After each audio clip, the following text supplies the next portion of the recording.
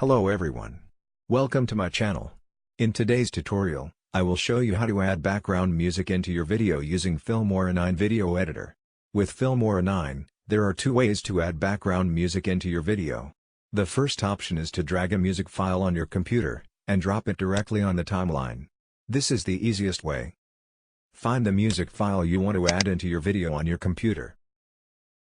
Drag and drop it directly on the timeline, or into the media library if you want.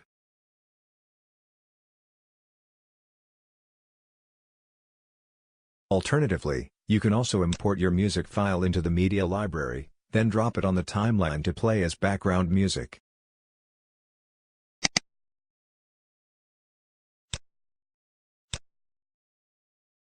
Now your music files are in the media library.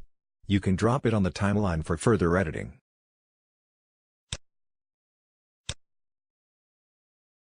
Filmora is a multiple-track video editor, meaning that you add as many music track into the timeline as you want.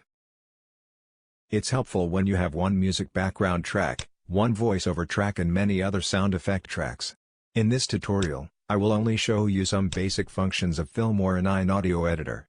If you need more advanced tutorial, let me know in the comment section below. Firstly, once your music track is added, you can add fade-in effect easily by hover to the top left corner of the track, drag this little white dot to the right to create fade-in effect for your music.